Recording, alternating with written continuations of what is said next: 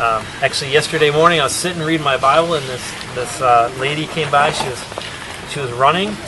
She was supposed to be on the Ice Age Trail, but she literally was coming from right here, running into our campground, and said, "Do you know where the Ice Age Trail goes?" I said, "Yes, I do, and it's not here." So anyway, thinking about paths, there are path of righteousness versus the path of the wicked, and I'm gonna withhold judgment on which one the Ice Age Trail is. But if you know, we talked about wisdom. Wisdom is straight and clear and obvious. There's parts of the Ice Age Trail that are like that. There are parts that are crooked and not so obvious. So I'm not going to make any claims about which one the Ice Age Trail is. But I just had the fact that I happened to be on a path this morning. I was thinking about that and what that looks like. So if you have your Bibles with you, I'm going to turn to Proverbs chapter 4, verses 14 through 19. I'm going to share a few other Proverbs and other verses from Scripture, but that's the main chunk we're going to be in this morning. So if you want to even just keep your Bibles there, I know it's hard when the wind's blowing around and stuff, so you can just keep it right in there. Proverbs 4, 14 through 19. Here's what I'm going to read to start. It says, "Do not enter the path of the wicked, and do not proceed in the way of evil men. Avoid it. Do not pass by it. Turn away from it and pass on. For they cannot sleep unless they do evil, and they are robbed of sleep unless they make someone stumble. For they eat the bread of wickedness and drink the wine of violence. But the path of the righteous is like the light of dawn, that shines brighter and brighter until the full day. The way of the wicked is like darkness. They do not know over what they stumble." So I want to start by talking about the path of the wicked, some things that we can glean out of that passage. The first thing that we can see is the path of the wicked is twisted. And I talked about that already, or it's crooked. Proverbs 22:5 also emphasizes that. It says, "Thorns and snares are in the way of the perverse." And literally that word perverse is saying something that's crooked, or it's not right. It's not the way it's supposed to be, so it's perverse. And that's what the path of the wicked is like. It's twisted. And so it would be like, okay. So I had to change, I had to do something with my phone company. I won't name them because they're probably all the same. Have you ever had to call customer service for a phone company? And it just reminded me of the path of the wicked, because I called somebody and they routed me to put me on hold and routed me to someone else, and they said, "Oh yeah, I can't help you because here's what, I paid too much money because I did bill pay and it was supposed to go to my credit card, but it went to my phone company instead, and so I needed that money back so I could pay the rest of my bills." And they said, "Oh, that's too much money to refund back. I have to get that certified by my manager. Let me talk to him." So I did that like for a while, and then they couldn't send it back to me directly. They said, "Well, the quickest way is direct deposit, and you'll have it in 8 to 10 days." And I said, "Oh, so if I owe you money, then I could call you and say, I'll have it to you in 8 to 10 days, and I'll be good." They said, "Or we can mail a check and it'll take you 30 days. I said, "Man, you need a new postal service. 30 days? I can send them to you in 3 days. I don't know why it takes so long." But anyway, so they got that all straightened out. Then 3 days later, they called me again and they said, "We don't know what happened, but something didn't go through, and we need your bank account number again." I said, "Oh, really? This is crazy." So anyway, I just felt like, there's lots of mazes. This is the path of the wicked. Lots of mazes, lots of dead ends, lots of kind of going around in circles and not really getting anywhere, lots of stumbling blocks. The path of the wicked is twisted. That's enough about customer service. The path of the wicked is also dark. Verse 19, it says, the way of the wicked is like darkness. You can't see in the dark. Now, last night is a terrible example because the moon was so bright, it was super full. But think about, even when you're in a dark room, no windows, all the lights are off. It's like that. It's more than even being outside at night, because you can still navigate, but you can't see it all in the path of the wicked. And there's consequences for taking a twisted path in the dark at night. And I have done that, actually, a few times, hiking the Ice Age Trail.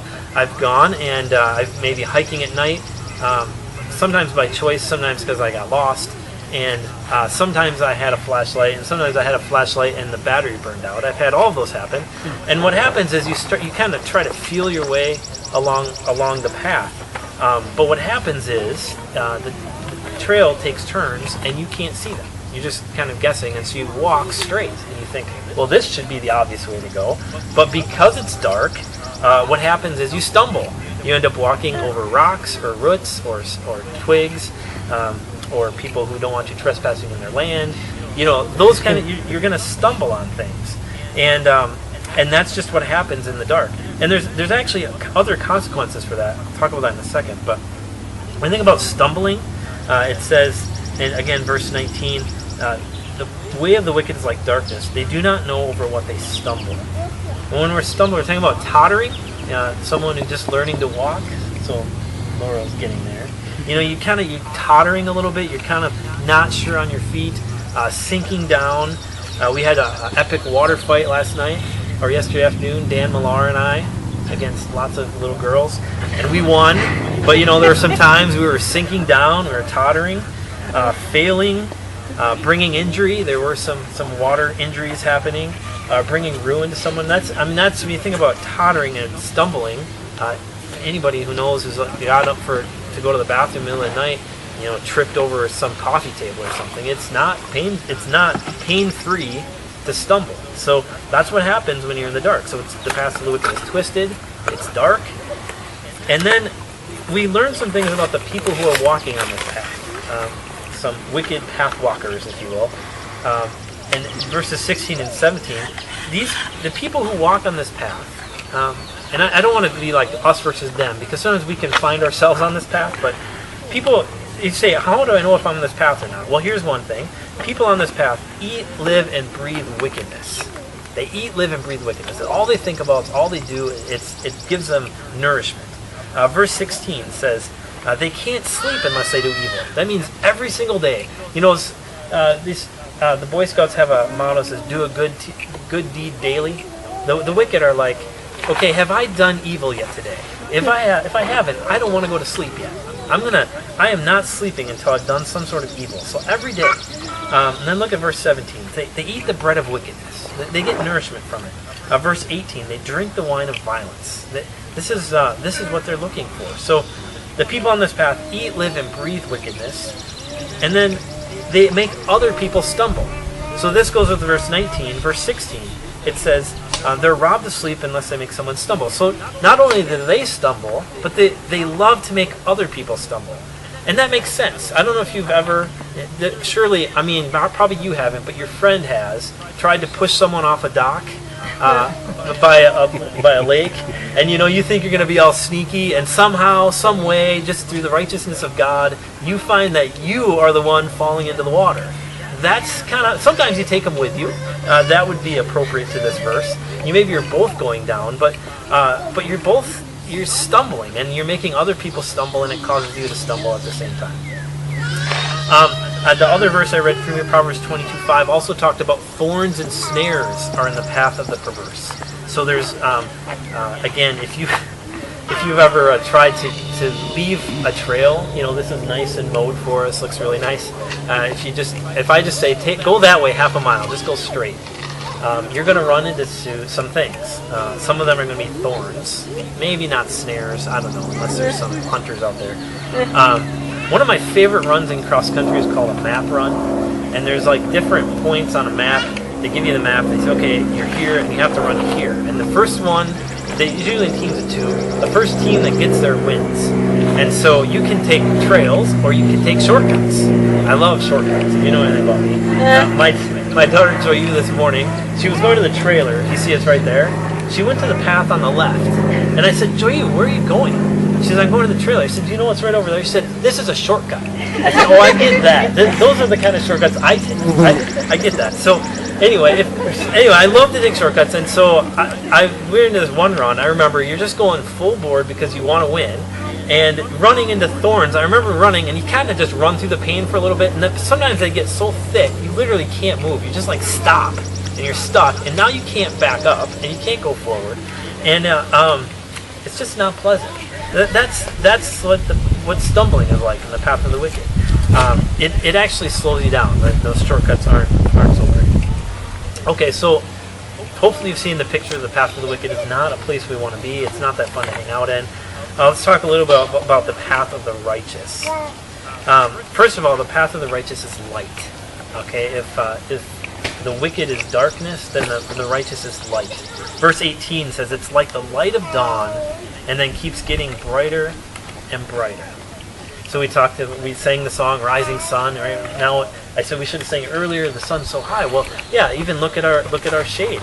I mean, you guys were right on the edge of the shade right now. It's getting lighter because the sun is getting brighter and brighter. The shadows are getting lesser. There was a time I was in college.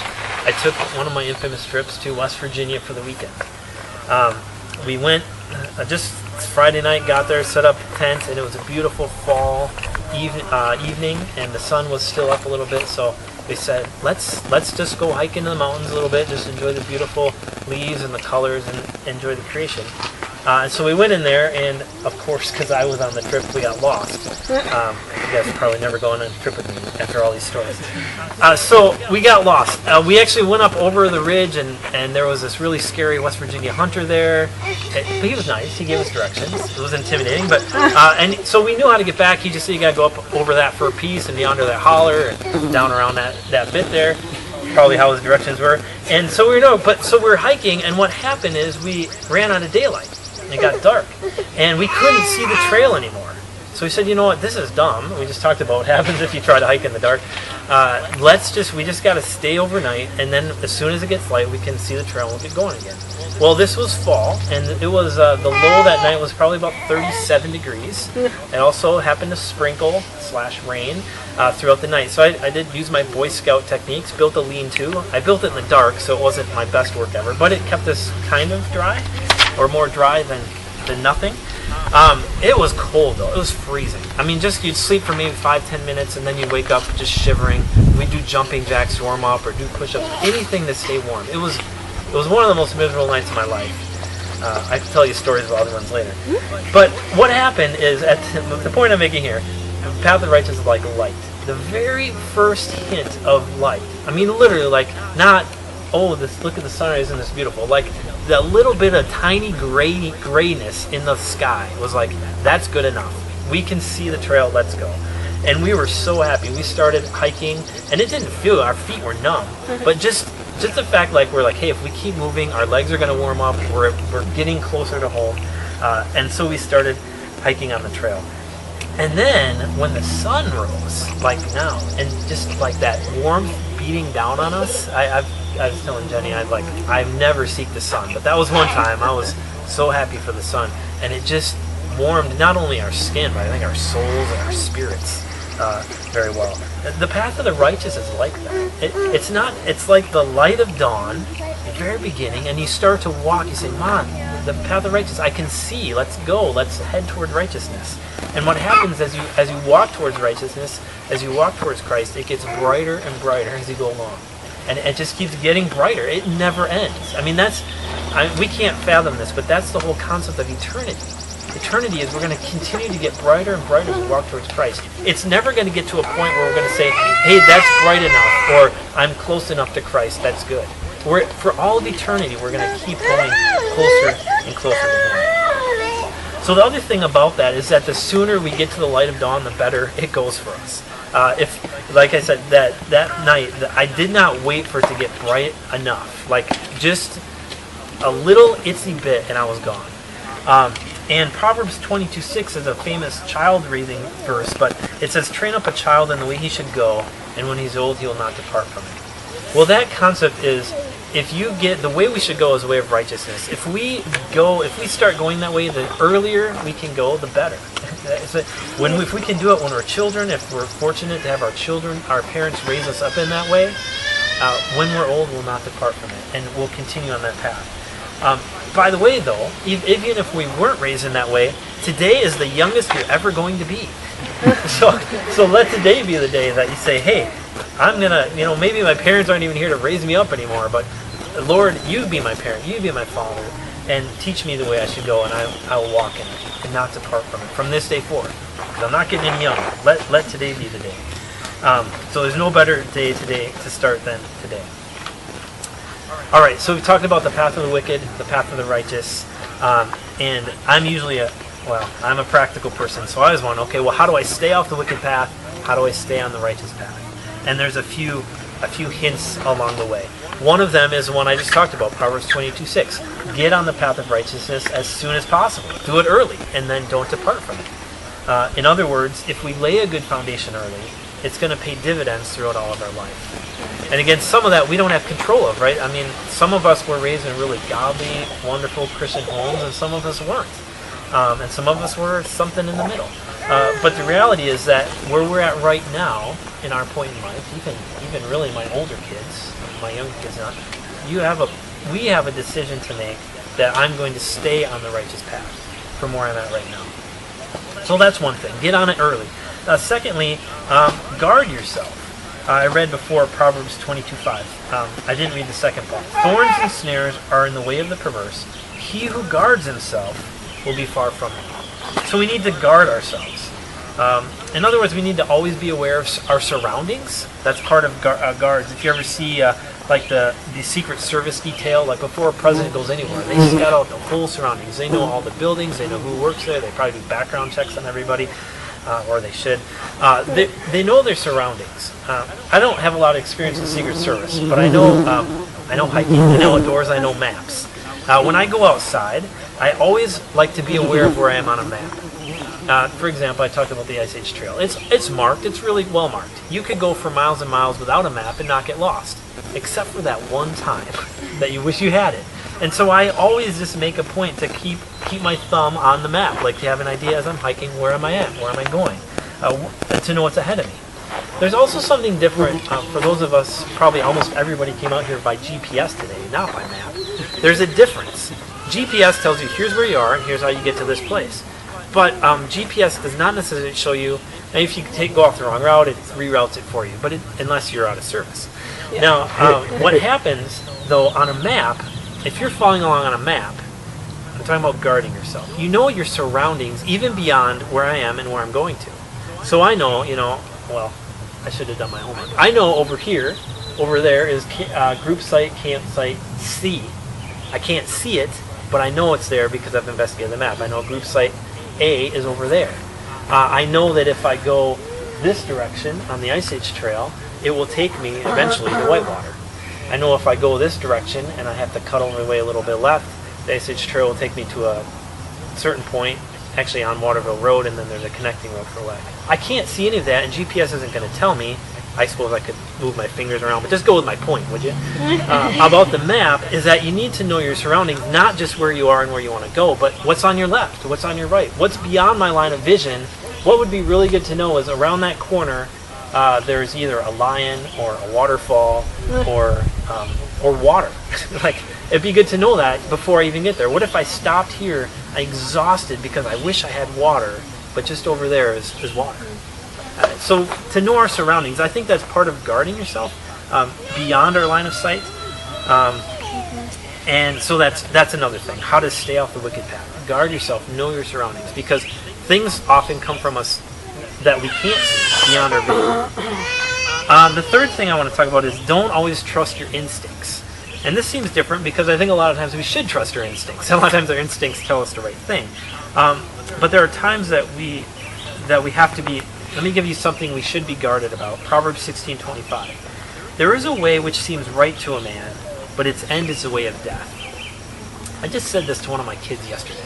Joy, you or Anya, I think. They really wanted something. They knew that's what they should have. They knew that was the best thing for them. And I said, Joy, there's a way that seems right to you, but its end is death. And the reality is, the reason we have to guard against ourselves, which is probably one of the enemies from the outside, it's almost easier. When we have to guard ourselves, is that we can't always trust our instincts or our intuition or our perceptions, whatever you want to call it.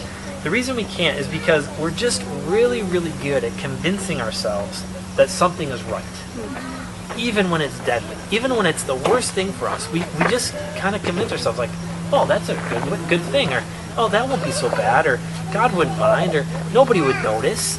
And we just have to be careful of that. So we can't always trust our instincts. And then this might sound so obvious, like I shouldn't say it, but I'm going to say it because the Bible says it. Do not enter the wicked path. How do you avoid the wicked path? Well, don't enter it. Okay, does that sound obvious? Look at verse 14. do not enter the path of the wicked, and do not proceed in the way of evil men. In other words, the best way to stay off the wicked path is to never enter it in the first place, right? How do you not keep from making a U-turn? Well, don't go the wrong way. And that's the easiest way. I used to drive school bus. In school bus, you teach how to drive school bus, obviously, and you learn how to back up. And then they say, but what you should do is never drive in a place where you have to back up, because it's terrible to back up a school bus. Try to never do it. So in other words, find a way, instead of figuring out, I'm a really good school bus backer-upper, instead of saying that, say, hey, how can I enter this situation so I don't have to back up? Having a trailer would be a similar situation. So look at verse 15. It says, 14 and 15 together. Don't enter the path of the wicked. Don't proceed in the way of evil men. Avoid it. Do not pass by it. Turn away from it and pass on. Did you catch that? I mean, Solomon was telling it to us a few different ways. Avoid it altogether. Pass by. Overlook the path. Keep moving. Turn aside on a different route. Reject the route. Just don't do it. I'm not going to assume that there's any, Mandy's a Weird Al fan, so maybe you've seen UHF. I'm not going to assume, has anybody else seen the movie UHF? Do you even know it exists? Anybody ever heard of Weird Al Yankovic other than Mandy? I have. I've heard of Weird Al. Well, I grew up on the guy. So in the beginning of this movie, which is just really a spoof on a whole bunch of different things, he's walking into a cave. He's spoofing on Indiana Jones. And at the opening of this cave, if my tech guys weren't taking the week off, I would have showed the movie clip. But in the opening of the cave, there's like a ton of signs. And it just reminded me of what Solomon was doing in this proverb. Here's what the signs say. I went and looked at the clip. It was part of my research. It said, police line, do not cross. There was a stop sign. There's a wrong way sign. It said, keep out, dangerous area sign. There's a no walking, no pedestrian sign. A do not enter sign. Danger, construction sign. Something that was lit up said wrong way, stop, severe tire damage. All like in this area. And here's Weird Al walking through the midst of that, going into the entrance of the cave. So sometimes we have to be like Solomon's telling us, just don't go that direction. Just don't go over there. That should seem obvious, right? So in other words, if you struggle with drinking, don't hang out at bars. If you struggle with pornography, don't be online by yourself at night. If you struggle with gossip, don't hang out on Facebook.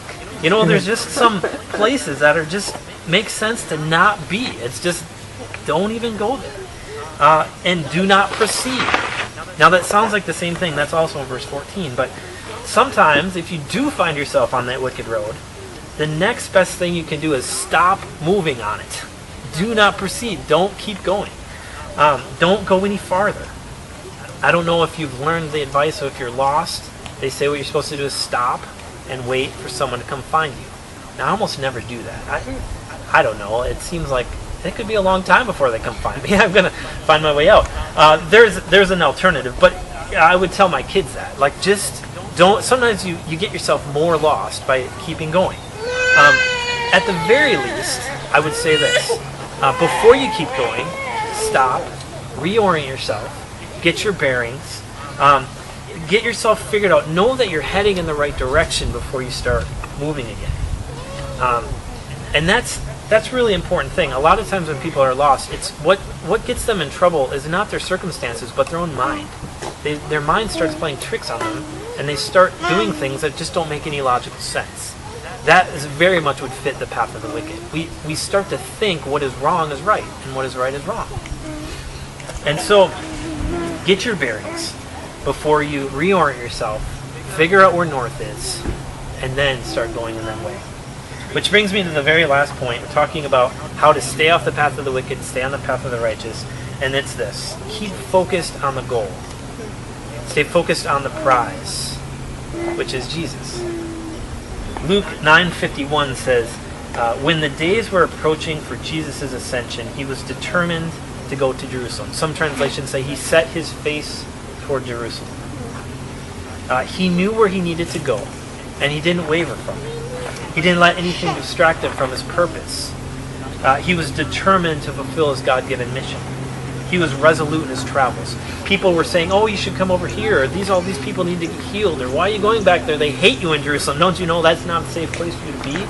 But he set his face towards Jerusalem. we need to keep ourselves focused on the goal. Hebrews 12:2 says, fixing our eyes on Jesus, the author and perfecter of faith. Jesus Christ is the author and the perfecter of our faith. And Hebrews 12 reminds us that we should fix our eyes on him. Fix our eyes on Jesus. If we keep our eyes on Jesus, then even when we get off onto the path of wickedness, which just happens sometimes. Sometimes it's because we make stupid decisions. Sometimes it's because we make wicked decisions. Sometimes it's because other people lead us there. There are times in our lives when we find ourselves on the path of wickedness. And when that happens, if we keep our eyes on Jesus, he will redirect us to the path of righteousness. And if we're walking on the path of righteousness, he will allow us to remain. If we stay focused on him, we'll be able to remain on the path of righteousness. The closest I can think of towards that is on the Ice Age Trail. As you go, there's little yellow blazes. And as you go along, if they mark them well, when you're hiking, you see a yellow blaze and you hike to it. You keep your eyes focused on that. And then when you get there, there's another one. And you can see another yellow blaze. And it keeps you on the trail as you go along. Jesus reminds us to keep our eyes focused on him, and he will lead us down the path of righteousness.